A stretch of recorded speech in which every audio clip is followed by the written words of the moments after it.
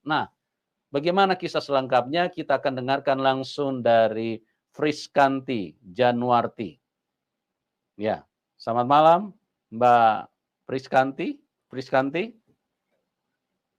Ya, Mbak Friskanti mute-nya dibuka dulu, tombol mic-nya Oh, dibuka iya. dulu. Ya, selamat Ya, malam. selamat malam. Malam, Pak. Haleluya. Ya, cerah sekali ya. Inilah orang yang sudah berjumpa Tuhan Yesus, di dalam wajahnya terlihat kemuliaan Tuhan ya. Terima kasih Mbak Amin. Friskanti sudah hadir, di link ini dan Mbak Friskanti ini akan membagikan kesaksiannya teman-teman, bagaimana beliau seseorang yang antikris, artinya tidak percaya kepada Tuhan Yesus, tapi Tuhan Yesus itu dahsyat, Tuhan Yesus datang dengan kasih dan mengangkat, menyelamatkan seseorang, ya. Ini benar-benar Tuhan yang, luar biasa dan hanya kalau manusia kerasukan setan, baru manusia tidak percaya bahwa Tuhan Yesus adalah Tuhan, ya. Jadi dikatakan, bahwa Tuhan Yesus datang kepada banyak orang untuk apa? Untuk bisa, menyelamatkan kehidupan manusia. Oke, saya tidak berpanjang kata lagi, pada kesempatan ini Mbak Priskanti akan menceritakan secara langsung bagaimana, perjumpaan beliau dengan Tuhan dan, tentu dimulai dari latar belakang dulu. Oke, Mbak Priskanti, waktu dan tempat saya serahkan kepada Anda. Puji nama Tuhan. Terima kasih Tuhan atas kesaksian yang berita, bukan hanya berita Tuhan, tapi Engkau bekerja sama dengan hidup saya Tuhan, sehingga saya bisa menceritakan kepada saudara-saudara, melainkan bukan kesaksian, malahan saya bisa dikatakan ini sebagai sharing, sharing akan firman Tuhan, akan keajaiban Tuhan yang pernah saya rasakan di dalam hidup saya. Jadi begini saudara, saya kepanjangan nama saya itu Friskanti Januarti, tidak ada saya ubah sedikit pun pada saat, baptis waktu itu, tetap nama Friskanti Januarti dari saya lahir, nama itu diberikan oleh, ayah saya yang cari, atau bapak saya sering manggil beliau itu bapak, papa. Orang tua saya, ibu dan bapak saya itu saat ini masih beragama Islam, kami dari suku Bugis, ibu dan bapak saya Bugis. Dan saya 3 saudara, saya anak kedua, terus saya punya kakak dan punya adik. Kami tiga-tiganya perempuan. Nah, saya akan menceritakan latar belakang hidup saya. Dari keluarga besar saya, baru sayalah yang dijamah sama Tuhan, yang dijamah oleh Tuhan untuk menyelamatkan si isi rumah saya. Sebelum saya menceritakan, mungkin saya akan membagikan satu firman Tuhan, yang dimana bakalan dijelaskan kenapa sih saya ini wajib bersaksi. Di dalam 1 Yohanes 5 ayat 10, barang siapa percaya kepada anak Allah, ia mempunyai kesaksian itu di dalam dirinya. Barang siapa yang tidak percaya kepada Allah, ia membuat dia menjadi pendusta, karena ia tidak percaya akan kesaksian yang diberikan Allah tentang anaknya. Maka dari itu saya berdiri di sini bukan karena, saya ingin, ya biasa orang bilang, mau menjatuhkan agama saya yang dulu, tidak. Saya melainkan ingin meninggikan agama saya yang sekarang. Kemuliaan Tuhan yang saya rasakan ini luar biasa mukjizatnya yang saya rasakan di dalam hidup saya. Saya terlahir dari seorang muslim, ibu dan bapak saya sudah lama berpisah. Sejak tahun 2013, ibu dan bapak saya itu bercerai, itu saya kelas 6 SD. Saya kelas 6 SD. Lalu saya diasuh sama nenek saya, ibu saya ikut ke ibu saya, ke mama, saya ikut mama, tinggal di rumah nenek, dan mama dan papa saya itu udah resmi bercerai pada saat itu.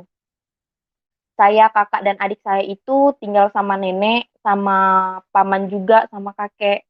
Dan wali saya itu nenek saya. Saya aja sampai saat dan detik ini masih di kakak beliau, bukan di kakak mama ataupun papa.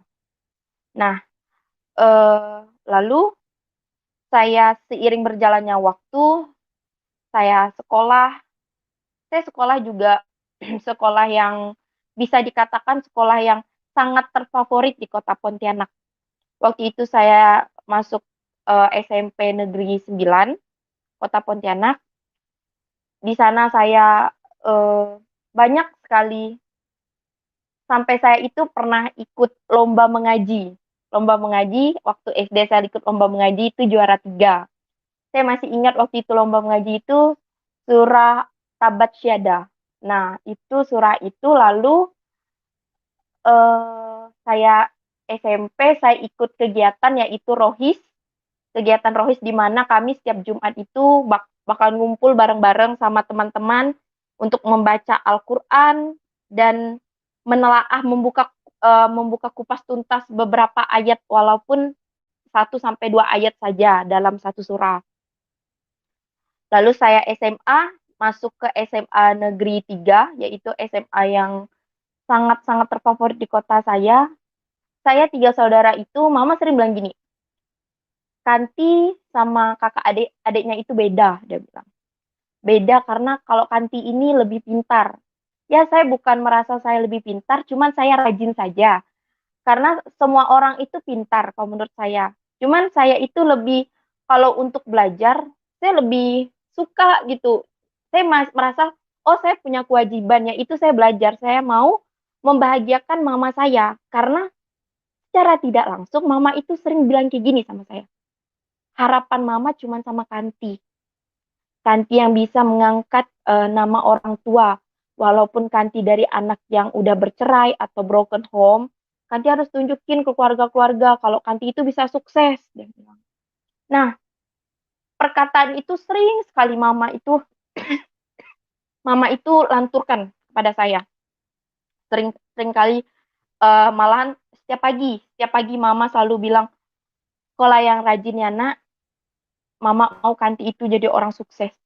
Sukses bukan dari arti kata sukses dalam agama ya, waktu itu mama bilang. Mama itu mau saya itu menjadi seorang poluan. Menjadi seorang poluan.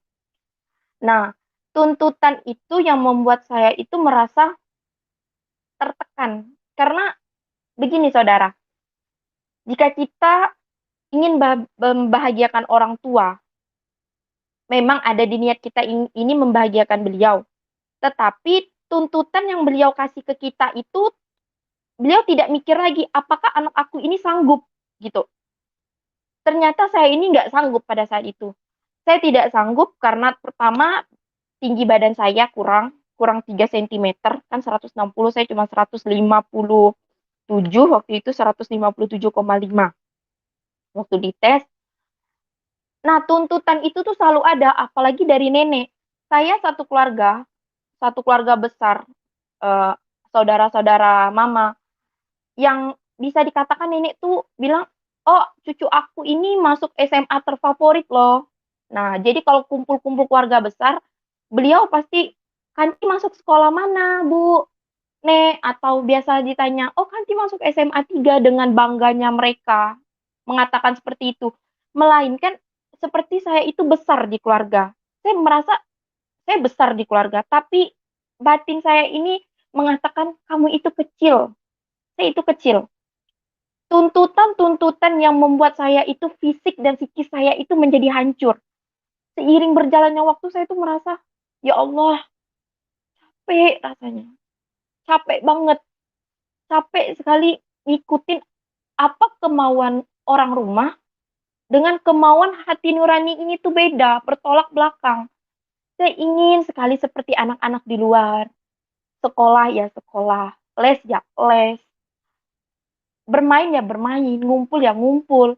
Tapi kalau saya itu enggak, saya pulang sekolah jam 12, terus ada sekolah tambahan sampai jam 3, jam setengah 4 saya les lagi, pulang les saya mandi, ya, saya nggak pernah lupa dengan sholat maghrib. Pokoknya zuhur, asar, saya selalu, kalau zuhur sama asar itu biasa saya sering telat sholatnya. Zuhur, asar, maghrib, isya. Nah, isya itu biasanya pulang les baru saya sholat itu sekitar jam setengah 10. Padahal kalau sholat isya itu kan jam 7 atau saat azan berkumandang. Nah, tapi karena saya les, jadi saya itu sering telat untuk sholat. Subuh yang saya jarang lakukan karena ngantuk banget. Kayaknya tuh berat, cobaan pada saat sholat subuh tuh berat. Apalagi mau menuju tahajud. Tahajud itu kan jam 2. Nah, itu tuh biasa mama bilang, kamu tuh sholat tahajud, apapun yang kamu minta pada sholat tahajud, insya Allah akan dikabulkan sama Allah Subhanahu wa Ta'ala.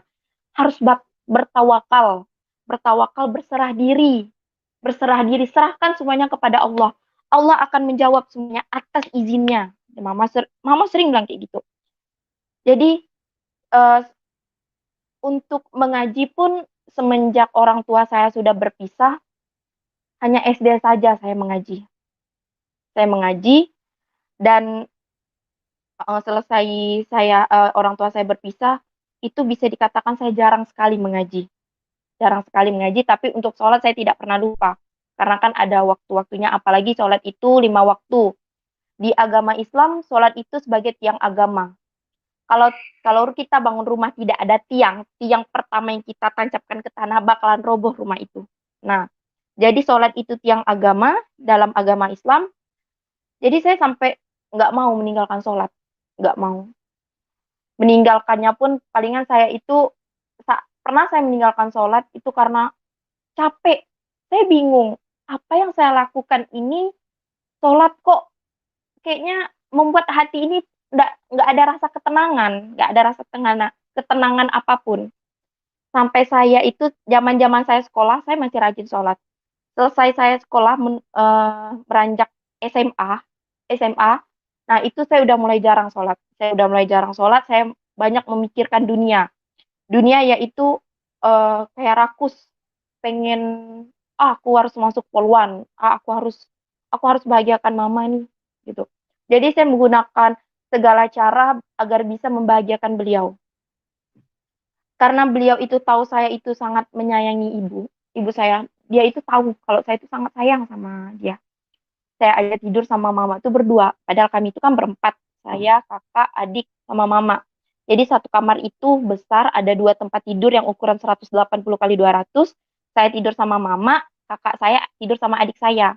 Jadi mama itu sering kalau apa-apa cerita sama saya dibanding dia harus cerita sama kakak dan adik saya. Karena mama tuh lebih dekat sama Kanti, dia bilang kayak gitu. Jadi selama saya SMA itu luar biasa. Percobaan-percobaan, musibah-musibah yang saya dapatkan. Dari saya kecelakaan pada saat itu. Saya berantem sama mama. Saya bertengkar sama nenek. Apalagi di rumah itu, judul aja itu rumah. Tapi di dalam rumah itu bukanlah rumah. Bukanlah kehidupan rumah-rumah yang sebenarnya. Kami di rumah pakai sabun aja kami ini masing-masing. Sabun sabun mama beda, sabun saya beda, sabun nenek beda, sabun tante beda, sabun om beda. Dia itu mereka semua beda. Saya sama kakak saya aja 3 bersaudara, kami beda-beda sabunnya. Kami tetap membawa satu ember yang akan kami kalau keluar masuk kamar mandi itu kami akan selalu bawa. Begitu juga makanan. Indomie aja yang harganya 2 ribuan waktu zaman saya masih 1.007, 1.008. Itu disembunyiin di dalam lemari sama nenek. Nenek itu kata orang Pontianak bisa dikatakan garam betuku, kata orang sini, garam betuku. Jadi beliau itu untuk makan saja dia kasih makan kami. Cuman nanti di belakang dia omonginnya, itu anak si Santi itu makan banyak katanya. Nenek sering berkata seperti itu. Ya itu membuat saya merasa biasa sedih karena saya itu pengen punya keluarga itu yang saling membantu, Jadi tuh kalau keluarga saya ini maunya makan sorang kata orang sini, makan sendiri, hidup sendiri. Tapi kalau di depan orang dia itu bagaikan malaikat, malaikat yang sangat baik, malaikat penolong. Tapi di belakang itu luar biasa, itu bukan keluarga saya. Jadi ada satu malam, saya itu benar-benar mendapatkan tekanan yang luar biasa dari mama. Dari mama saya, dari nenek. Sehingga membuat saya itu merasa sedih sekali. Dibanding-bandingkan antara cucu. Saya selalu dibanding-bandingkan. Kalau di keluarga saya itu cucu laki-laki itu kayak raja. Saya disuruh beres-beres rumah, sedangkan cucu yang lain tidak. Padahal cucu nenek itu dari tante, dari saudara mama yang pertama karena bapaknya polisi, dia perempuan juga. Nggak pernah dia disuruh untuk beres-beres rumah. Tetap saya sama kakak saya, kakak saya dan adik saya yang sering ngeroling untuk memberesin pekerjaan rumah. Jadi sampai pernah teman saya ada datang ke rumah, nenek itu ngomong kayak gini, saya pakai logat Pontianak saja ya. Kau nih Kanti, abis apa-apa tuh nanti bereskan ya, katanya bilang. Bereskan, jangan tak kau bereskan. Sekarang pikir kayak gini aja lah saudara. Kalau memang nenek itu uh, bisa berpikir dewasa, buat apa marahin cucu di depan orang? Cukup kita sesama kandang aja yang tahu. Di dalam kandang aja nggak perlu keluar kandang kalau marah-marah. Ini nenek biasa marah itu di depan orang.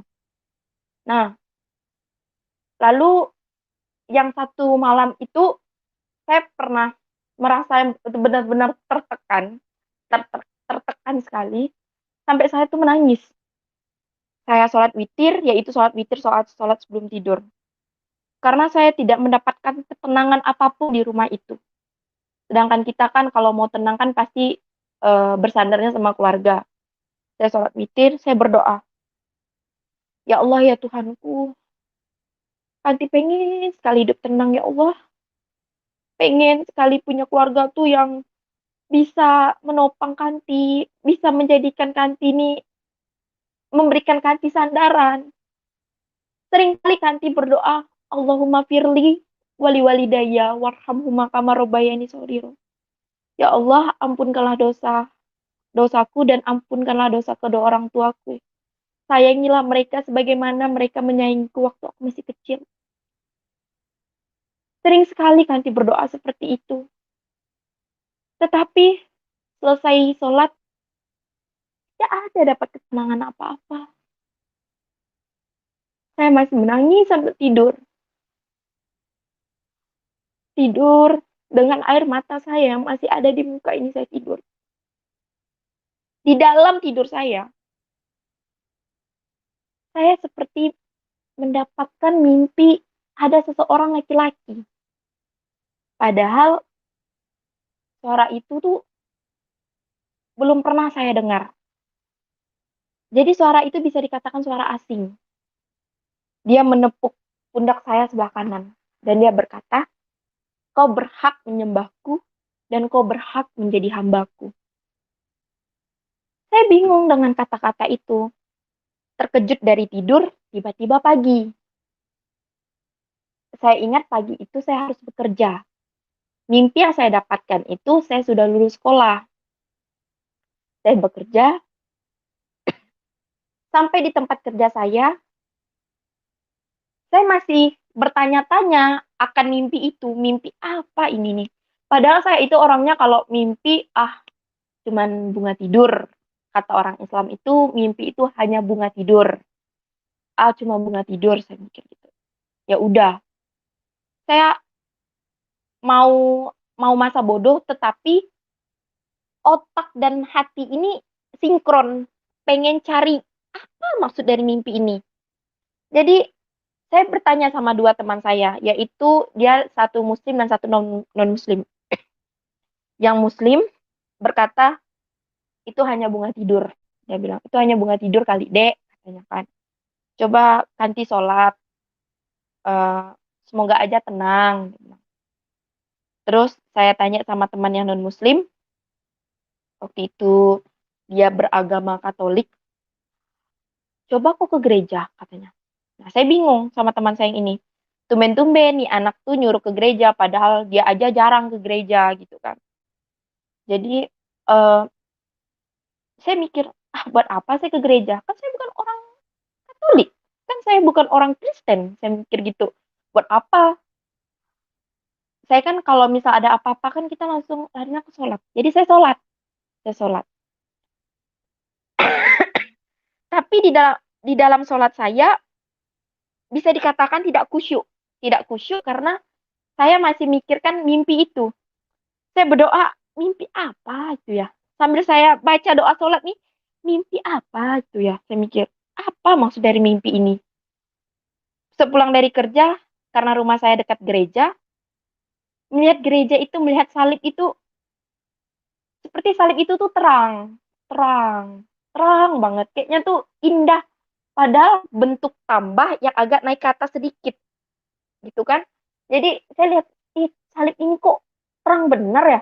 Subhanallah. Jadi masih sebut subhanallah, karena kalau orang kami, orang Islam, kalau misalnya melihat sesuatu yang bagus, itu pasti kan mengucapkan subhanallah. Subhanallah bagusnya. Jadi, dan hati ini nih pengen sekali masuk gereja. Cuman saya bingung, masuk gereja ini bukan seperti masuk masjid. Yang 5 waktu kita bebas masuk, istirahat pun kita bisa di situ. Kalau kita berjalan jauh. Jadi, karena saya bingung mau ngajak siapa ke gereja, jadi saya itu hanya mendengarkan lagu rohani. Ada satu lagu rohani yang membuat saya itu menjadi jauh lebih tenang. Judulnya Engkaulah Perisaiku. Jadi lagunya seperti ini. Engkaulah perisaiku saat badai hidup menerpaku. Firman-Mu di dalamku tenangkan jiwaku. Jadi di sini saya melihat perlirik ini kata-katanya tenangkan jiwaku, engkaulah perisaiku. Di situ saat badai datang menerpaku, ya saya anggap badai itu musibah. Saat musibah datang kepada saya menjadi goyang, saya menjadi enggak tenang. Tetapi mendengarkan lagu rohani, jiwa itu yang goyang menjadi diam. Yang tidak tenang menjadi tenang. Yang gelap menjadi terang. Jadi saya kayak pada saat dengar lagu itu sepertinya saya ini tidak terjadi apa-apa dalam hidup saya. Saya baik-baik saja. Saya baik-baik saja. Tenang. Tenang sekali mendengarkan lagu itu. Saya mendengarkan lagu itu di bulan 12. Pas Natal, bulan 12 pas Natal, saya mendengarkan lagu itu selama 2 bulan. Lagu rohani yang saya dengarkan itu saja, tidak ada yang lagu yang lain. Jadi setiap mau pergi kerja, dimarahin mama, buka lagu itu menjadi tenang. Sampai di tempat kerja, karena lagu Natal kok di tempat kerja itu kan diputar, ada lagu itu. Nah, saya nyanyi sampai teman saya itu bingung. Kok kau tahu lagu rohani? Katanya, ih kau nih, katanya. Sampai bilang kayak gitu. Saya cuma senyum. Enak lagunya nih. Saya bilang gitu, enak lagunya. Padahal bukan saya mendengarkan lagu kayak Sholawat Nabi, lagu Nisa Sabian yang waktu saat itu memang sedang booming gitu kan. Mendengarkan lagu rohani yang membuat saya itu jauh lebih aman, damai. Sampai saya mengajak teman saya, kau mau nggak temanin aku masuk gereja? Saya bilang kayak gitu. Dia kaget. Benar lah kau nyuruh aku nemankan kau nih, katanya bilang kayak gitu. Pakai bahasa Pontianak. Iya benar, ayolah kawankan aku. Saya bilang kayak gitu kan. Jadi dia tuh kayak ragu, jujur. Saat itu juga saya ragu sebenarnya. Cuman sayanya ragu, tapi di hati dan batin saya ini yakin. Tetap pergi.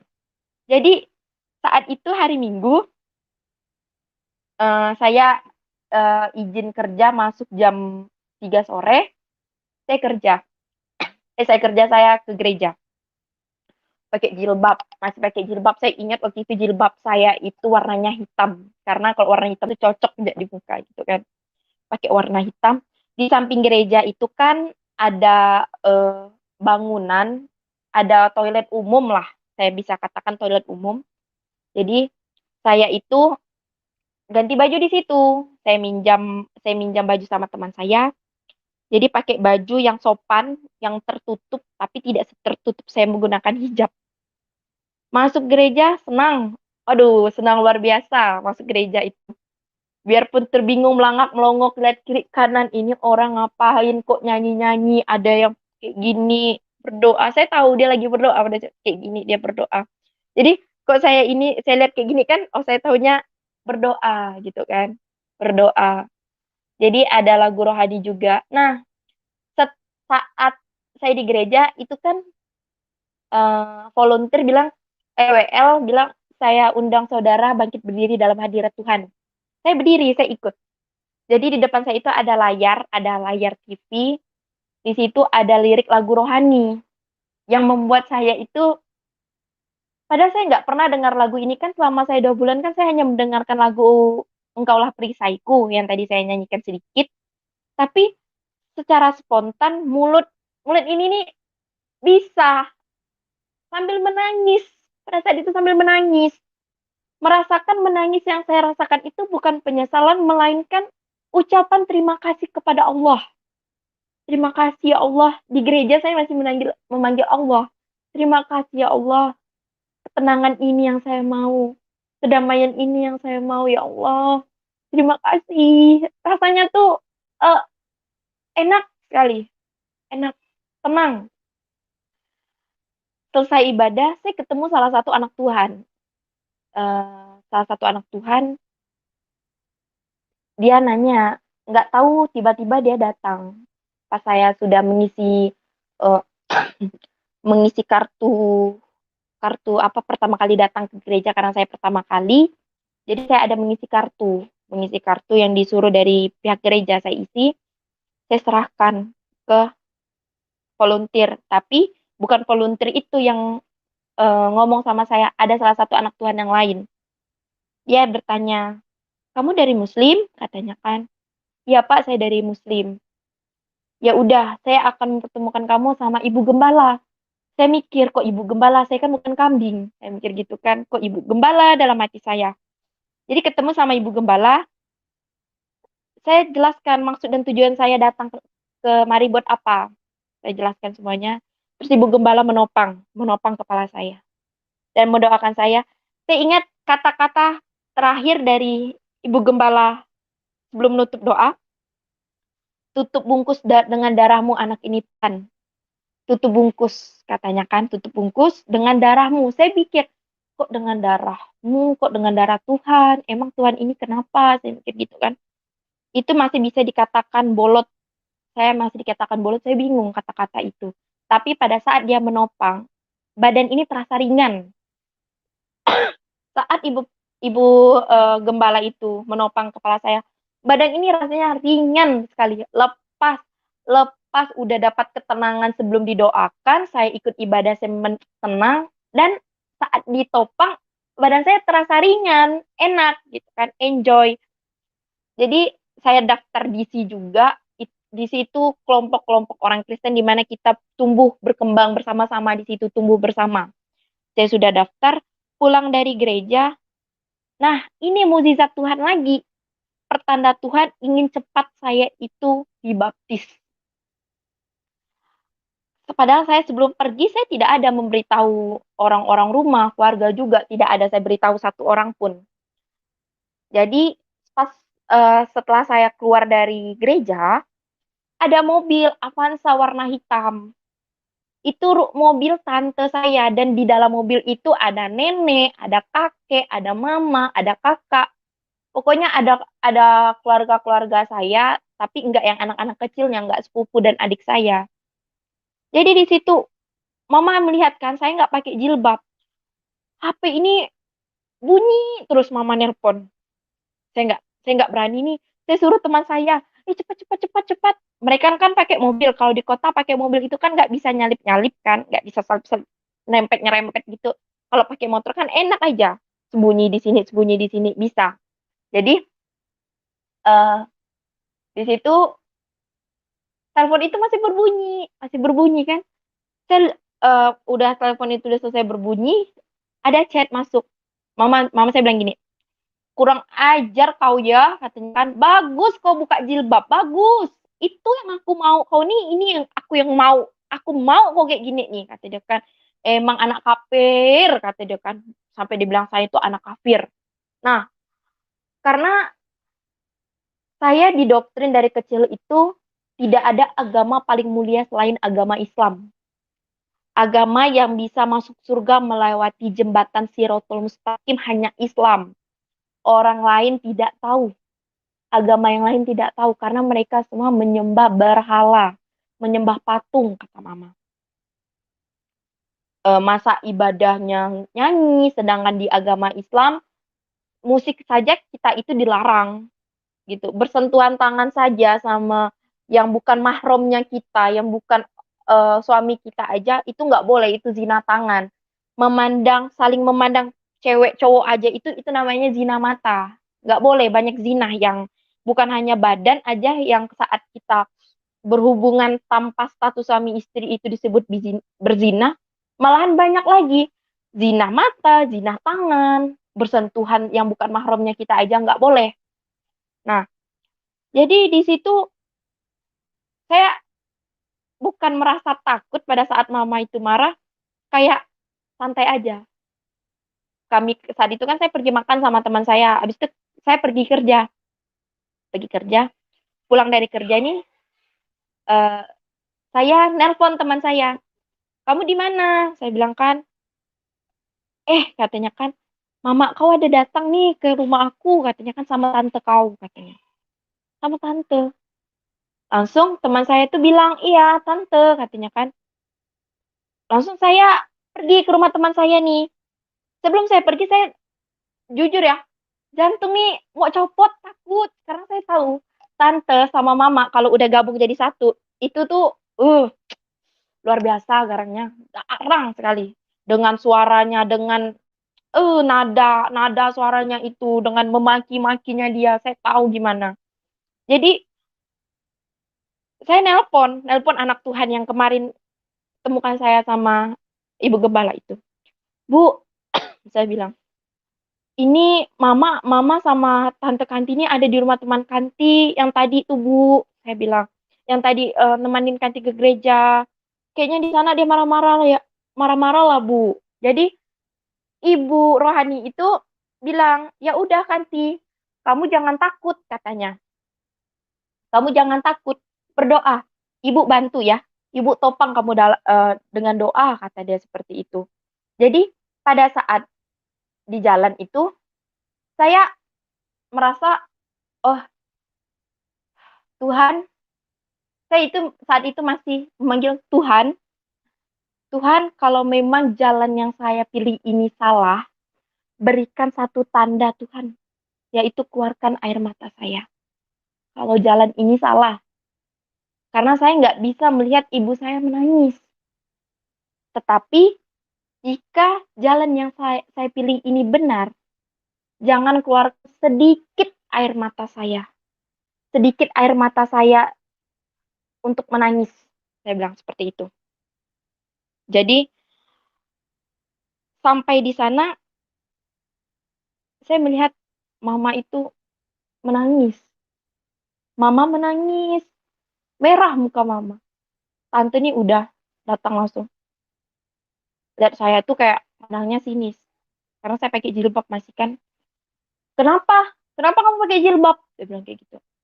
Ya, tante tadi habis pulang kerja, saya bilang seperti itu. Kan di tempat kerja kamu ada toilet. Bukanlah jilbabmu. Nggak pantas seorang kanti pakai jilbab lagi yang udah masuk gereja. Saya bilang kayak gitu. Greget. Angker saya melihatnya. Kayak ekspresinya itu dapat. Gitu kan. Saya bukan malah takut. Jadi, kenapa orang ini nih marah-marah nih? Saya bilang kayak gitu. Kenapa nih? Saya bilang gitu kan. Ini mama nih nangis. Pilu. Hati saya ini pilu melihat mama tuh nangis. Menangis dia. Sampai dia ngucap gini. Sumpah demi Allah. Mulai detik hari ini. Kau bukan isi darah daging aku lagi. Dia bilang. Tersontak hati saya itu bukan saya menangis. Melainkan kayak kaget biasa. Air mata ini gak ada netes sedikit pun. Mau sedih aja enggak. Cuman tak, gitu. Terus tante bilang gini, kalau kau udah tahu tujuan tante sama mama kesini buat apa, katanya kan, jadi bisa kan angkat kaki dari rumah, katanya bilang kayak gitu. Nah, di situ langsung, eh, apa pula saya langsung diusir? Saya mikir gitu kan. Wah, tapi dengan nggak tahu mulut saya ini kayak gampang berkata-kata. Oke, nanti keluar, saya bilang. Pas saya keluar, keluar dari rumah teman saya, nggak ada nangis, belum ada nangis. Pas keluar dari komplek nih, baru saya menangis. Menangis mengucap syukur. Puji Tuhan, terima kasih Tuhan Yesus. Rasanya beban di hidup saya ini lepas. Kayak saya ini baru keluar dari penjara, padahal saya nggak di penjara. Keluar dari penjara kayaknya tenang, bebas gitu. Ya kenapa sih tenang?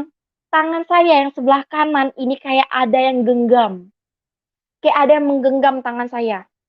Dan ini masuk di firman Tuhan, yaitu di Yesaya 41 ayat 13. Sebab aku ini Tuhan Allahmu, memegang tangan kananmu dan berkata kepadamu, janganlah takut, aku yang menolong engkau. Jadi di sini saya belum tahu firman Tuhan yang barusan saya baca. Tetapi sebelum saya membaca Alkitab, yang terjadi dalam hidup saya, mukjizat yang terjadi dalam hidup saya ini, sudah dicatat di dalam Alkitab. Luar biasa. Luar biasa firman Tuhan ini, saya pikir.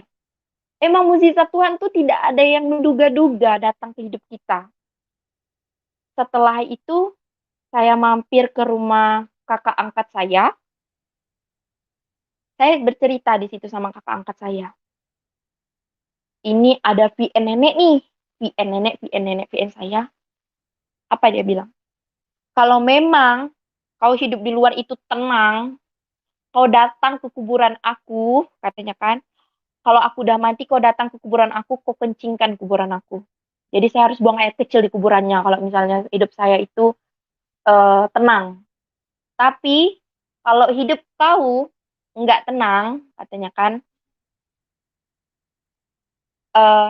dia yang bakalan apa namanya, dia dia bakalan menyerahkan mukanya ke hadapan saya. Jadi kalau saya tidak tenang, saya balik lagi ke rumah gitu. Kalau saya tenang, saya harus kencingin nih kuburannya gitu. Jadi sumpah itu tuh membuat saya sama kakak angkat saya tuh kayak kakak angkat saya aja sampai bilang gini nih, ih merinding aku ti katanya, merinding aku dengar omongan nenek kamu nih katanya. Udah setelah itu besoknya itu kejadian kejadian hari itu saya ingat tanggal 14, tanggal 15 saya keluar dari rumah. Karena malam itu saya nggak bisa, kan saya bakalan nggak bisa membawa barang-barang keluar karena kondisinya hujan gerimis. Saya nggak punya mobil, saya cuma punya motor. Lalu di situ eh, di tanggal 15-nya saya cari kos-kosan, cari kos-kosan yang nggak jauh dari rumah juga. Saya cari kos-kosan dan harga kos-kosan itu 600.000. Saya nggak punya uang. Saya hanya ada megang 300.000 dan itu pun saya pinjam sama teman. Saya telepon bapak kosnya. Pak, boleh nggak Kanti bayar kos setengah bulan dulu karena Kanti gajian di tanggal 30. Tapi kalau misalnya nanti sudah gajian, Kanti bayarnya full. Oh iya boleh. Segala urusan apapun yang membuat saya bimbang itu kayak dipermudahkan sama Tuhan. Saya bawa barang-barang saya ke kos. Lalu di situ saya sedih. Saya melihat keadaan kos. Cuman ada tempat tidur yang, taulah saudara kalau kondisi kos-kosan tuh ya puji Tuhan kok ada yang bagus gitu kan. Dan kalau nggak ada yang bagus pun puji Tuhan. Tempat tidurnya aja itu keras kayak batu. Keras tempat tidurnya. Belum ada lipan-lipan. Mintas, langsung melintas lipan tuh di depan mata saya. Aduh, Gusti, saya bilang gitu kan. Maksud saya nyebut Gusti, kok Gusti, saya bilang gitu. Ya aduh Tuhan, saya bilang. Jadi saya itu hmm, masih apa? Masih ada aura-aura yang masih ada aura-aura Islamnya lah, kalau misalnya kaget, astagfirullah, masih kayak gitu. Subhanallah, kayak gitu masih ada. Cuman sedikit-sedikit akan saya hilangkan pada saat itu kan. Jadi sedih, untuk minum aja tuh di kos itu susah. Untuk minum susah, gelas aja saya nggak punya pada saat itu. Lalu saya datang Komsel. Nah, di Komsel itu kita nyanyi lagu sukacita, lagu penyembahan, berdoa bersama, doa Bapa kami, terus sharing firman Tuhan, saling menguatkan. Lalu saya juga didoakan sama saudara-saudara saya, doa syafaat itu sangat terberkati sekali.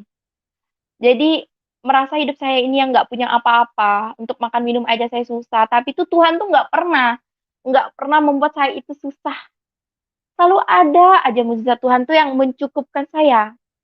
Karena di Yohanes 15 ayat 16 dan 17, bukan aku yang memilih, bukan bukan kamu yang memilih aku, tetapi akulah yang memilih kamu. Dan akulah telah menetapkan kamu supaya kamu pergi dan menghasilkan buah. Dan buah itu tetap, supaya apa yang kamu minta kepada Bapa dalam namaku diberikannya kepadamu. Inilah perintahku kepadamu, kasihilah orang akan yang lain. Jadi Tuhan sudah memilih saya, bukan saya yang memilih Tuhan. Berarti ada satu tugas yang harus saya kerjakan di dunia ini. Yaitu apa? Melayani Tuhan. Pada saat Komsel, anak-anaknya semua mengasihi saya. Saya tidak pernah merasa kelaparan, saya tidak pernah merasa kehausan, saya tidak pernah merasa kesepian. Paling kesepian saya ingat ya masa-masa sama keluarga. Tapi saya berpikir, saya lemah pada saat itu, sampai saya berpikir akan kembali lagi ke rumah. Oh, tidak bisa. Di dalam nama Tuhan Yesus, saya patahkan kuasa roh-roh jahat di dalam nama Tuhan Yesus. Karena saya tahu, iblis memiliki berbagai banyak cara untuk melemahkan iman ini supaya kembali lagi ke rumah. Oh, saya tidak mau. Saya nggak mau. Jadi saya pada saat Komsel saya dikasih Alkitab sama orang tua rohani saya itu, senang luar biasa, senang bukan main saya mendapatkan Alkitab itu. Kayak, wah, ini janji Tuhan kepada saya. Ini isi tubuh Tuhan. Darah Tuhan ada di sini. Saya mikir seperti itu. Jadi, besoknya saya kerja. Nah, di tempat pekerjaan saya pun, saya itu merasa tenang. Tenang, damai, damai sejahtera. Lalu, besoknya lagi saya bekerja seperti biasa. Di tanggal berapa itu saya lupa. Di tanggal 28. Saya ingat, di tanggal 28, saya itu terkena musibah. Terkena musibah tanggal 28, 27 atau 28 saya lupa, terkena musibah, yaitu saya terkena tali wifi. Saya terkena tali wifi. Ini anggaplah tali wifi ya. Jadi pada saat saya mau pergi kerja, ada orang IndiHome itu sedang memasang wifi. Tiba-tiba dia sendiri bilang, saya nggak melihat Mbak, katanya kan. Pada saat itu dia tidak melihat saya, dan saya juga tidak melihat dia kalau dia tuh lagi narik kabel. Saya membawa kecepatan motor itu nggak sampai 40, 20 atau 30-an karena masih di dalam komplek. Tiba-tiba tali itu tuh langsung nyangkut ke leher. Set, langsung nyangkut ke leher. Dengan kunang-kunangnya mata saya melihat motor saya itu jatuhnya sebelah kiri. Sebelah kiri, jarak 1 meter saya sama motor, baru saya jatuh ke aspal. Luar biasa, ini bekas lukanya. Ini lukanya sampai robek, berdarah-darah tuh, berdarah-darah banget gitu kan. Saya langsung nelpon supervisor saya. Mbak, saya hari ini izin kerja ya Mbak. Sambil nangis, saya izin kerja ya Mbak. Saya bilang, saya habis kecelakaan. Saya video call sama beliau. Waduh, kena apa tuh? Katanya kan, kena tali wifi Mbak. Besoklah akan dijelasin, kata saya bilang gitu. Jadi saya telepon kakak angkat saya itu, nyuruh beliau datang ke kos untuk kasih obat.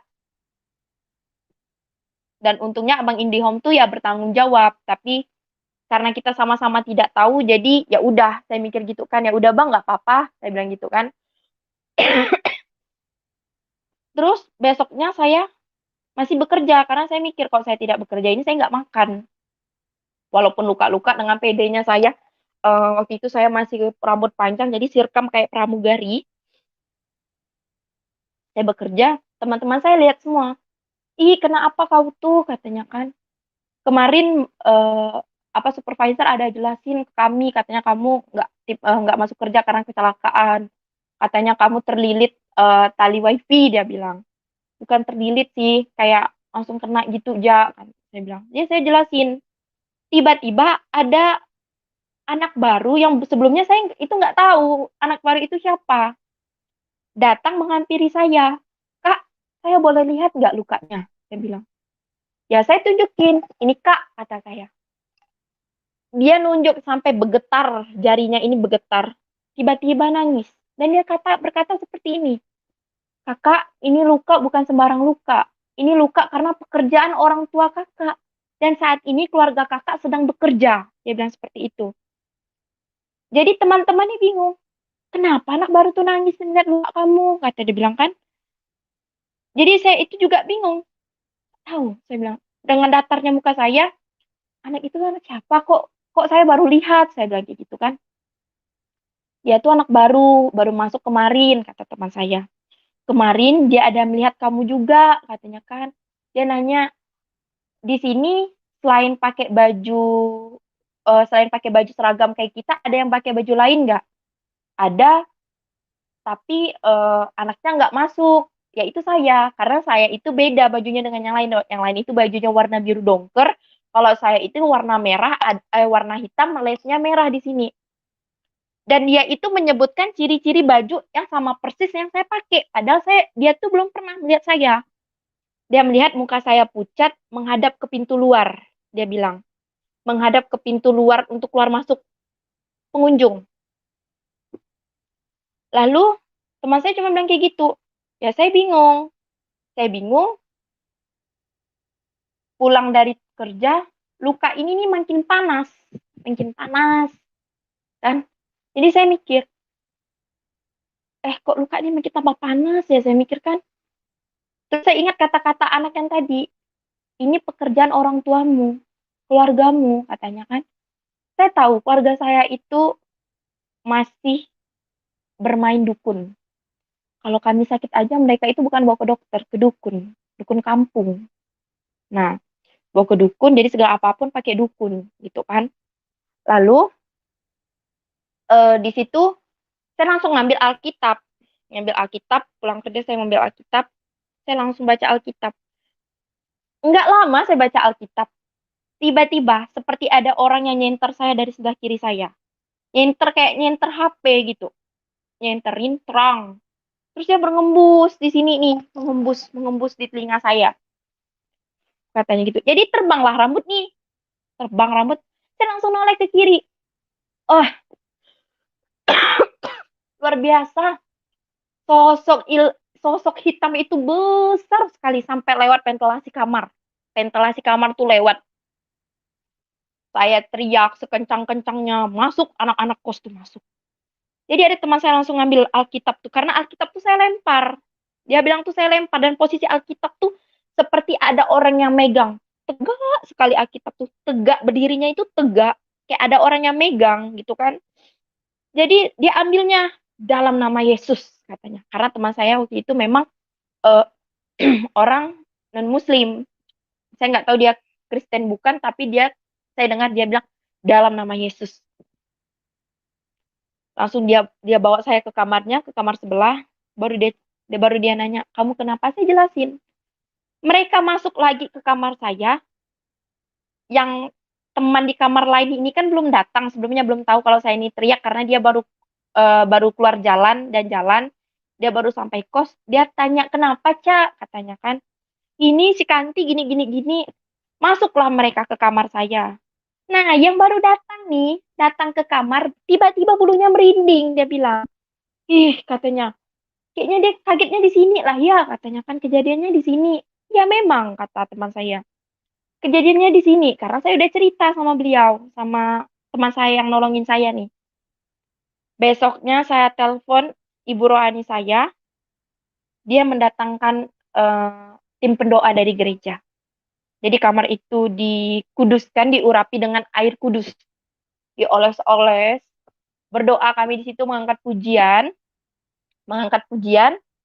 Lalu di situ eh, saya mikir, kenapa ya kejadian itu bisa terjadi? Saya mikir kayak gitu kan. Tapi saya nggak takut. Sesuai di Yohanes 14 ayat 6, kata Tuhan Yesus kepadanya, akulah jalan dan kebenaran dan hidup. Tidak ada seorang pun yang datang kepada Bapa kalau tidak melalui aku. Nah, di situ saya tidak takut. Karena saya tahu ada Tuhan saya yang membantu.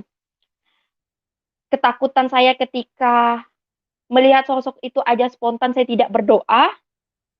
Tetapi malah si iblis itu suka sama orang yang kayak gitu. Karena saya langsung teriak, langsung nangis.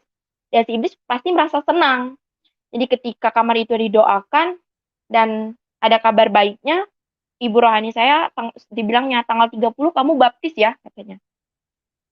Tapi Bu, saya kan belum ikut kelas baptis. Nggak apa-apa, hari itu juga katanya kan. Nanti biar saya ngomong sama pastor katanya kan. Dia bilang kayak gitu. Ya udah, tanggal 30 saya baptis. Tanggal 30 saya baptis, jam 1 saya ikut kelas doa sampai sore. Sorenya sekitaran jam 5-an gitu saya baptis. Saya baptis. Dengan luka saya ini spontan hilang. Puji Tuhan, spontan hilang. Yang tadi masih berdarah-darah, masih kayak bernanah-nanah, tiba-tiba kering. Besoknya itu ngelotek-ngelotek, kering. Luar biasa kuasa air baptis itu. Saya nggak bisa berkata apa-apa pada saat itu. Jadi, saya mikir kayak gini, walaupun saya ini belum diterima, pada saat itu saya belum dibaptis, tapi Tuhan sudah menyelamatkan saya. Karena kenapa? Ketika luka itu kering, sangat jelas nampak luka itu tuh putus di sini. Padahal ini tali. Tali seperti ini kan. Nah, harusnya di sini ini kenang, tapi ini kayak putus kayak gini aja. Seperti ada tangan yang menopang. Karena kalau kita rasakan, kalau kita tekan ini saluran pernapasan kan sakit, mati kan, nanti mati. Karena kalau ditekan tuh sakit. Lalu, seperti ada tangan Tuhan yang membantu saya. Di situ saya, luar biasa Tuhan. Pekerjaanmu luar biasa Tuhan di dalam hidup saya. Pas keringnya itu luka tuh, saya lihat jelas sekali itu tuh putus. Sesuai saya baca ada di Mazmur 27 ayat 10. Sekalipun ayah dan ibuku meninggalkan aku, namun Tuhan menyambutku. Walaupun saya itu udah kehilangan orang tua saya, ada kuasa Tuhan yang menjaga saya seperti orang tua saya menjaga saya. Malahan lebih dari itu. Ketika saya kecelakaan, orang tua saya nggak ada di samping saya. Tapi ketika saat saya kecelakaan, Tuhan yang membantu saya dengan tangan Tuhan sendiri. Puji Tuhan, haleluya. Luar biasa mukjizat Tuhan dalam hidup saya. Setelah saya dibaptis,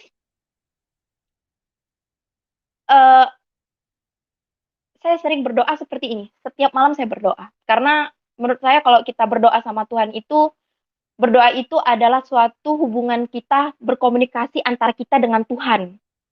Dan yang kita lakukan secara kesadaran. Jadi kita nggak mungkin kan kita tidur tiba-tiba berdoa. Dalam tidur berdoa gitu kan.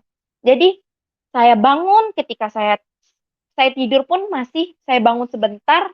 Habis saya pipis karena biasa kalau lagi tidur kan kebelet ke toilet, saya masih berdoa. Apa doa saya? Tuhan Yesus Allah yang kekal penghuni kerajaan surga. Tuhan, terima kasih Tuhan. Di dalam tidur Kanti masih mengingat Engkau. Tuhan, Kanti tidak minta banyak Tuhan. Bukakanlah pintu hati keluarga Kanti agar bisa menerima Kanti Tuhan. Setiap saya berdoa, saya selalu berkata seperti itu. Dan Tuhan menjamah doa saya. Adik saya sendiri dijamahnya. Dia datang ke kos, membawa satu kabar yang membuat saya itu merasa menjadi sakit hati. Apa dia bilang? Nenek sama mama kemarin dukunkan kau, dia bilang. Dukunin saya. Tujuannya apa? Saya bilang. Supaya kamu tuh pulang lagi ke rumah dan masuk agama Islam, karena agama yang kau anut sekarang itu agama yang tidak benar, dia bilang. Jadi saya tanya, mama sama nenek ke dukun mana? Kau ikutkah? Aku ikut, kata dia. Jadi dukun pertama yang diagaknya itu yaitu dukun Islam. Yang disamperin mereka dukun Islam, yaitu sering dipanggil Syekh. Syekh itu berkata, Bu, kita nggak bisa mengambil kanti. Kalau kita ambil, dia bakalan balik lagi. Dia bilang. Nah, terus nenek ke tempat yang kedua, ke dukun yang kedua, atau bisa dikatakan orang yang pintar, itu dia ke Loya. Ke Loya, orang Cina. Loya itu kan ngomongnya pakai bahasa Cina, jadi mertua kakak saya itu bisa translatekan ke bahasa Indonesia. Jadi dia berkata seperti ini, anak ini nggak bisa kita ambil. Kalau kita ambil, tuannya marah, katanya. Karena yang menjaga anak ini, seorang laki-laki bertongkat. Dan di mana beliau itu kuat sekali jiwanya. Kuat sekali kuasanya itu, kuat katanya. Dan saya jujur, saya nggak mampu, katanya. Saya nggak mampu untuk menolong ibu, untuk mengambil anak ini. Dan anak ini kelihatannya juga kuat, kata dia bilang seperti itu. Nah, jadi di situ saya langsung pendekin cerita aja, cerita adik saya. Saya langsung ambil kesimpulan kayak gini ke adik saya. Kamu tahu nggak itu siapa? Itu Yesus Kristus. Tuhan. Tuhan Allah. Bapa yang ada di sorga. Menarik saya, menarik aku untuk tetap menjadi anaknya. Saya bilang kayak gitu. Kau bayangkan, dukun aja bisa melihat kayak gitu. Kenapa dukun itu masih tetap menjalankan profesinya kayak gitu? Kenapa dia tidak ikut akan Tuhan? Tidak ikut dengan Tuhan kalau memang dia tahu kuasa ini besar sampai siapapun tidak bisa mengalahkan kuasa Tuhan ini. Kenapa? Nanti bilang kayak gitu. Sesuai di ada saya baca di Mazmur Yohanes 10 ayat 28, maaf. Dan aku memberikan hidup yang kekal kepada mereka, dan mereka pasti tidak akan binasa sampai selama-lamanya, dan seorang pun tidak akan merebut mereka dari tanganku. Luar biasa. Padahal saya belum membaca firman Tuhan ini, sudah ada. Sudah ada di dalam hidup saya. Tuhan nggak bakalan ngasih saya ini ke siapapun. Tidak ada satu orang pun yang bisa merebut dia dari tanganku. Dan saya tidak akan binasa. Pada saat saya kecelakaan, Tuhan menolong saya. Pada saat nenek saya dan mama saya menyuruh dukun itu mengambil saya dari Tuhan saya sendiri, tidak bisa. Bukankah firman Tuhan yang diucapkan Tuhan, yang digenapi Tuhan, sudah nyata dalam hidup kita? Jadi, setelah saya dibaptis itu banyak sekali mujizat-mujizat Tuhan yang hadir dalam hidup saya. Ada saya baca di Matius 5 ayat 44. Tetapi aku berkata kepadamu, kasihilah musuhmu dan berdoalah bagi mereka yang menganiaya kamu. Di Matius 6 ayat 14 sampai 15. Karena jikalau kamu mengampuni kesalahan orang, Bapamu yang di sorga akan mengampuni kamu juga. Tetapi, jikalau kamu tidak mengampuni orang, Bapamu juga tidak akan mengampuni kesalahanmu. Astaga, saya tidak mau itu terjadi. Padahal ketika adik saya datang, sakit hati saya ini, benci sekali saya sama mama saya, sama nenek saya. Aku ini isi darah dagingmu. Kenapa tega-teganya kamu membuat aku seperti ini? Saya berkata seperti itu. Tega sekali mama sama nenek saya itu, benar-benar tega sampai mendukunin saya, sampai mencelakai saya. Tapi Tuhan punya tangan yang besar. Tuhan, memang tangan Tuhan tak kurang panjang, telinga Tuhan tak kurang tajam. Tapi dengan semua itu, siapa yang tahu kuasa Tuhan untuk melindungi anaknya, anak yang baru dipilihnya. Jadi di situ saya berpikir, saya sudah kehilangan semua, tapi Tuhan selalu menyambut saya. Tuhan melindungi saya. Luar biasa Tuhan itu yang hadir dalam hidup saya. Saya merasa menyesal. Kenapa baru di umur saya 21 tahun saya melihat jalan kebenaran? 20 tahun sebelumnya saya kemana Tuhan? Kenapa Engkau tidak menjamah saya pada saya awal-awal? Saya melihat seisi dunia bumi dan langit, saya masih ada di kolong langit pada saat ini. Pertama kali saya masuk di kolong langit, kenapa Engkau tidak menjamah saya? Jadi saya tidak bisa, jadi saya ini tidak hidup menderita sebelumnya. Tetapi begitulah kita kalau mengikut Tuhan. Salib yang kita bawa itu bermacam-macam ukurannya. Dan saya merasa salib saya itu besar. Bukan hanya itu, banyak sekali pencobaan-pencobaan yang Tuhan kasih kepada saya. Ketika semuanya kebenaran-kebenaran itu hadir, kebenaran-kebenaran itu nyata dalam hidup saya dari adik saya, di situ hidup saya, iman saya mulai mengikis, mencari Tuhan. Semakin saya ingin mencari Tuhan, semakin banyak pergumulan-pergumulan. Saya pernah liburan sama keluarga angkat saya. Dan saat ini saya ada di rumah keluarga angkat saya bukan di kos. Kami waktu itu ingin liburan. Jadi, kami itu tidak berdoa sebelum pergi. Tidak berdoa. Lalu, pada saat di jalan, feeling saya ini nggak enak. Enak. Saya bilang sama paman saya, "Paman, bawa mobilnya hati-hati ya," saya bilang kayak gitu. "Ya," katanya. "Nanti tenang-tenang ya," saya bilang kayak gitu. Ya udah. Tapi mobil ini nih gerakannya beda. Saya mikir gitu. Padahal saya sering keluar kota naik mobil sama keluarga waktu itu kan, bukan keluarga angkat. Setelah cuaca saat itu emang hujan lebat sekali. Oh Tuhan, semoga tidak apa-apa Tuhan. Saya bilang seperti itu. Jadi saat itu mungkin suasana mobil supaya nggak terlalu tegang, paman itu mungkin tangannya ketekan tip mobil. Jadi ada lagu rohani, tiba-tiba dimatikan beliau. Karena dia mau berbicara mungkin pada saat itu. Emang dia lagi sedang berbicara juga. Berbicara. Jadi singgah ke Indomaret.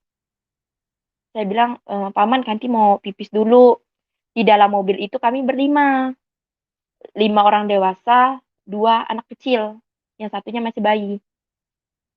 Jadi kami liburan. Selesai dari Indomaret, setelah dari Indomaret, kami lanjut jalan. Tidak sampai 10 menit, mobil yang kami kendarai terpelanting, berputar sebanyak 3 kali. Karena yang kami pergi itu pakai 2 mobil. Saya mobil di paling depan, dan yang mobil paling belakang itu ada paman saya juga, sama kakek saya, kakek angkat saya, sama sepupu-sepupu saya yang lain. Dia melihat mobil itu berguling sampai 3 kali. Saya merasakan. Di situ saya bukan memikirkan diri saya, padahal kondisi mobil yang hancur pada saat itu di tepi saya. Karena saya duduk di sebelah kanan. Yang hancur tepi kanan saya. Jadi di tengah-tengah sepupu saya dan yang di sebelah kiri pintu mobil itu bibi saya. Paman saya bilang, dia sambil ngomong pada saat itu. Saya bilang gini, "Tuhan, kenapa perasaan ini makin gak enak?" gitu kan. Mobil, tiba-tiba ban mobil itu pecah. Nah, kami mau ke kiri, gunung, tebing, ini bakalan hancur mobil. Mau ke kanan, kita banting setir. Saya melihat ada bapak-bapak mengendarai motor. Sedangkan paman saya langsung banting setir ke kanan. Nah, disitulah mobil langsung terpelanting. Di situ sepanjang-panjang mobil saya langsung berdoa di dalam hati, di dalam nama Tuhan Yesus, kalau kuasa-Mu besar, lindungi kami Tuhan. Saya langsung pegang tangan saya sebelah kiri ini, menahan kepala bayi, karena pada saat itu ibunya tidak memegang dia, karena sambil buka kue. Lagi buka snack untuk dia makan. Jadi anak itu terlempar, karena kakaknya, anak bibi saya yang pertama sudah terlempar keluar. Dia kalau ini terlempar, saya nggak tahu ini bakalan tertimpa mobil. Ini bakalan hancur nih. Kata orang Pontianak bakalan benyai katanya. Ini bakalan saya sampai saya tuh saya nggak mikirin diri saya lagi. Jadi mobil itu terbanting ke kanan, saya ditimpa sama sepupu dan bibi saya. Ditambah lagi tangan kiri saya ini menahan kepala anaknya. Saya langsung teriak, berdiri, berdiri, semua berdiri. Saya bilang kayak gitu, berdiri semua. Karena saya takut mobil itu meledak. Jadi nggak tahu tiba-tiba mobil itu langsung posisinya seperti biasa, tegap gitu, kayak memang saatnya kita duduki. Hempas lagi badan saya. Langsung papa saya bilang, kakaknya mana? Maksudnya tuh anak pertamanya itu mana? Yesing mana? Yesing katanya.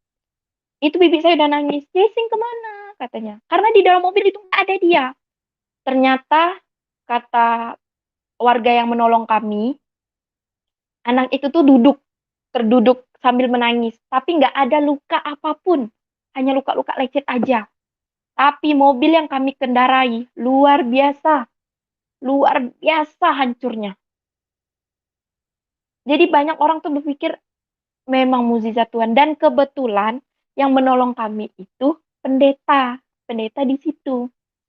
Puji Tuhan, kami langsung berdoa di situ.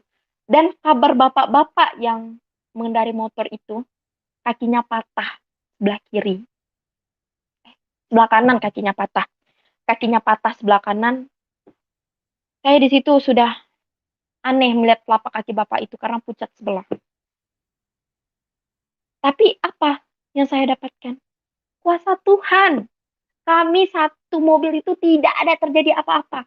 Padahal mobil yang pintu mobil yang di sebelah saya ini penyok. Bagian kaca depan hancur. Kaca belakang enggak. Ban mobil yang pecahnya hanya satu, dua-duanya pecah. Bagian depan pecah dua-duanya, kiri dan kanan. Pecah. Keadaan mobil itu nggak bisa dibawa sama sekali, tapi tidak ada makan korban. Cuman bapak-bapak yang pakai motor aja. Dan singkat cerita, setelah kejadian itu, paman saya berpikir ini keluarga korbannya bakalan nuntut. Tapi keluarga korban tidak nuntut apapun. Keluarga korban hanya minta, Bapak bisa bantu asuransi suami saya aja, minta klaimkan di Jasa Raharja, dia bilang. Itu ada klaim asuransi dari kantornya, dia bilang kayak gitu kan. Itu dapat asuransi dari kantornya. Jadi beliau tidak ada meminta 100 rupiah pun uang kami. Malahan beliau bertanya, korban itu bertanya, gimana juga Pak keadaan orang-orangnya di dalam mobil? Apakah baik-baik saja? Paman saya baik-baik saja, Pak. Pada saat paman saya mau pergi, saya berdoa, Tuhan, permudahkanlah segala urusan Tuhan. Semoga yang sulit Engkau mudahkan. Semoga yang tidak ada Engkau adakan Tuhan. Janganlah buat keluarga kami ini menjadi susah Tuhan. Kami tidak bisa melakukan apa-apa dengan kekuatan kami. Kekuatan-Mu lah yang bisa membantu kami. Biar Engkau yang besar, kami yang kecil Tuhan. Jangan biarkan kami yang besar, Engkau yang kecil. Saya berdoa seperti itu. Dan apa? Tuhan menjamah doa saya. Mukjizat Tuhan itu ada di situ. Saya semakin yakin Tuhan itu benar-benar hadir dalam hidup saya. Semakin bertambah keyakinan, semakin berapi-api saya menjalankan firman Tuhan. Ada yang saya baca di firman Tuhan Matius 28 ayat 18 dan 20. Yesus mendekati mereka dan berkata, "Kepadaku telah diberikannya segala kuasa di sorga dan di bumi. Karena itu, pergilah, jadikanlah semua bangsa muridku dan baptislah mereka dalam nama Bapa dan Anak dan Roh Kudus. Dan ajarlah mereka melakukan segala sesuatu yang telah kuperintahkan kepadamu. Dan ketahuilah, aku menyertai kamu senantiasa sampai akhir zaman. Tuhan menyertai saya sampai akhir zaman. Maka dari itu saya harus melayani Tuhan sampai akhir hidup saya. Sampai saya hidup kekal di sorga bersama Bapa yang ada di sorga. Di situ banyak sekali mukjizat-mukjizat Tuhan yang saya dapatkan. Dari saya, jujur saya ini pengen sekali menjadi seorang pendeta. Menjadi seorang pendeta, tapi sekolah teologi itu nggak murah. Nggak murah dari segi biaya, nggak murah juga dari segi diri kita. Karena godaan masuk sekolah teologi itu banyak sekali. Iblis-iblis bakalan menyerang kita. Menyerang terus-terusan.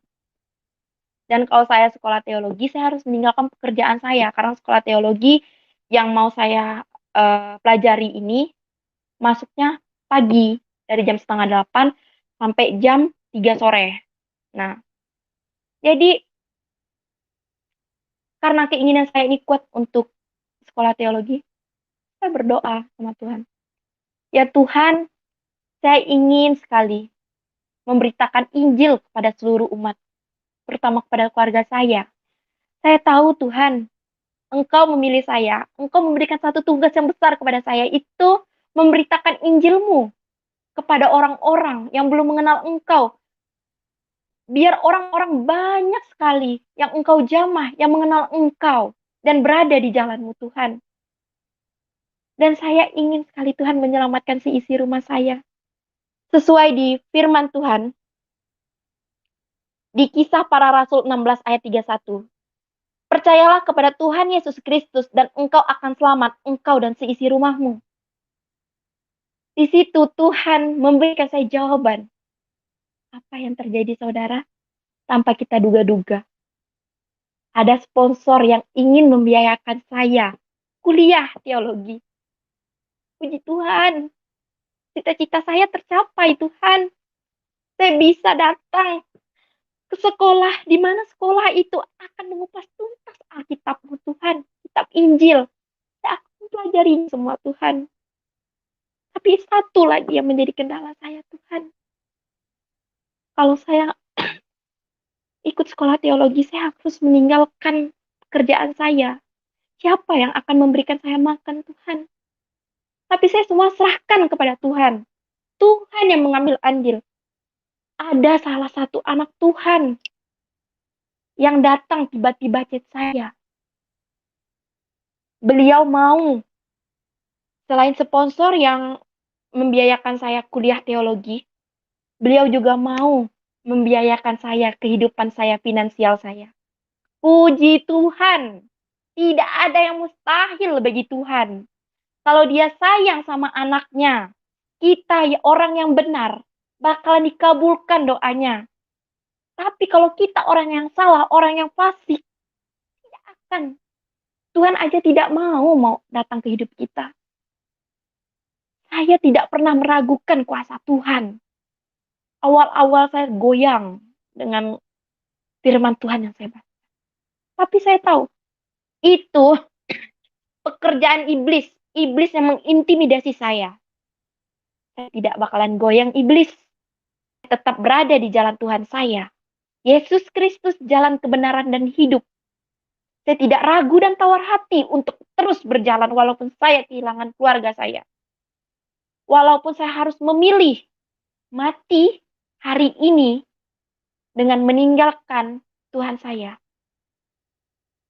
Saya lebih baik mati daripada saya harus meninggalkan Tuhan saya. Kalau saya mati, saya berada di tangan Tuhan. Saya berada di jalannya Tuhan.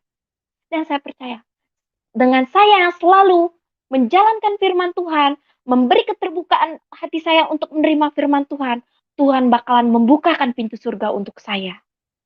Dan saya akan bisa memberitakan Injil kepada keluarga-keluarga saya jika saya benar-benar sungguh-sungguh dalam kuliah nanti. Dan puji Tuhan, saya berdiri saat ini dengan hati yang sungguh gembira. Luar biasa salib yang saya bawa. Tapi saya tidak mau. Saya tidak mau tawar hati, saya selalu kuat. Karena ada satu dosa yang tidak bisa diampunkan oleh Tuhan. Yaitu apa? Dosa ketakutan. Kalau kita takut, berarti kita tidak percaya sama Dia. Kalau kita tidak percaya sama Tuhan, berdosalah kita. Maka dari itu, jangan pernah takut. Percaya. Apapun yang terjadi di hidup kita ke depannya, Tuhan yang ikut bekerja. Jangan pernah mengandalkan kekuatan sendiri. Andalkan kekuatan Tuhan. Berdoa terus. Sekali, dua kali tidak cukup. Berkali-kali, berulang-ulang kali. Puasa. Saya sering melakukan puasa. Saya puasa biasa. Kalau saya ingin, saya biasa puasa itu benar-benar saya ingin menghadapi sesuatu yang membuat saya itu merasa takut. Tapi saya tahu, ketakutan yang terlintas dalam pikiran saya, itulah intimidasi iblis. Si iblis, kau harus takut, kau harus takut. Tidak, saya puasa. Tidak ada saya sedikit pun merasa takut. Apapun yang terjadi di depan saya nanti, saya serahkan semua sama Tuhan. Tuhan yang bekerja, Tuhan yang mengambil andil semuanya. Ada saya juga baca, di Mazmur 37 ayat 5-6, serahkan hidupmu kepada Tuhan, dan percayalah kepadanya, dan Ia akan bertindak. Ia akan memunculkan kebenaranmu seperti terang, dan hakmu seperti siang.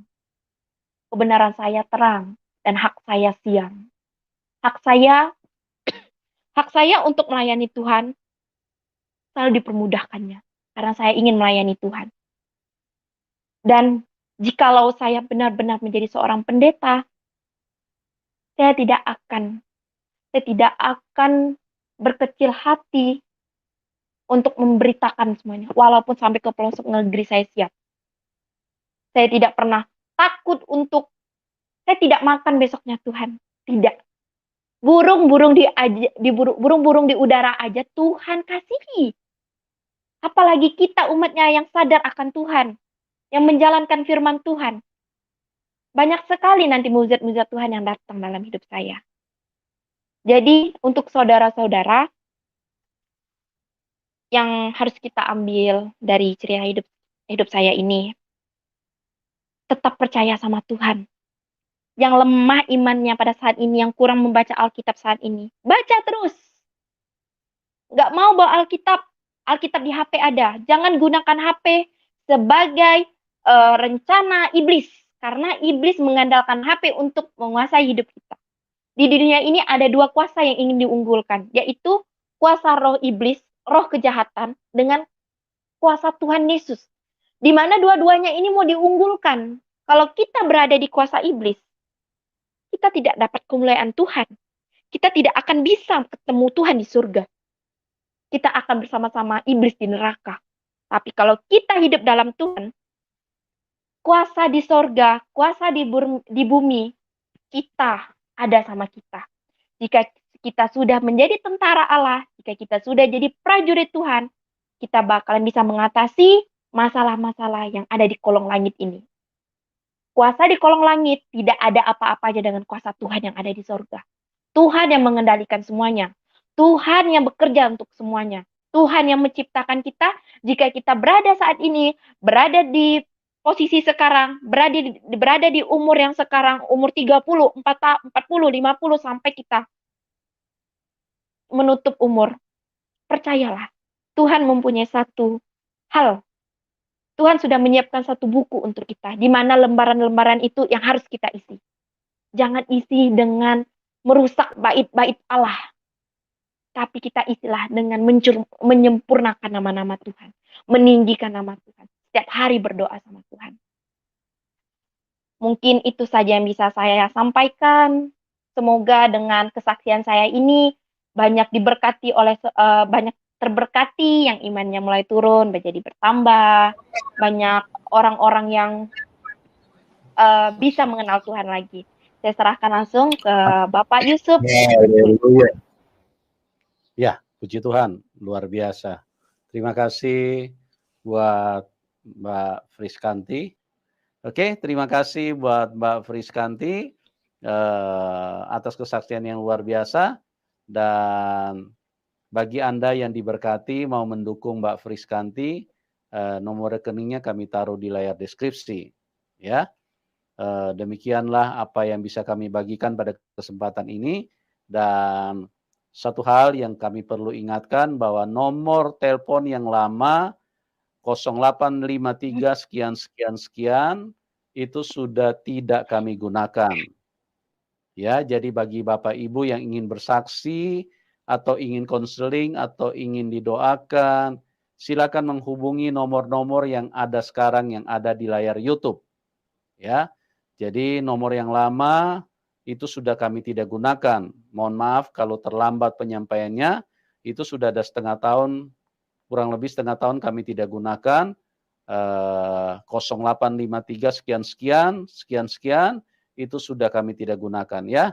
Oke, terima kasih buat Mbak Friskanti dan juga teman-teman yang menyaksikan acara ini. Doa kami buat Anda semua, Tuhan Yesus memberkati kita semua dan kita berjumpa di program selanjutnya, dan salam kemenangan. Amin.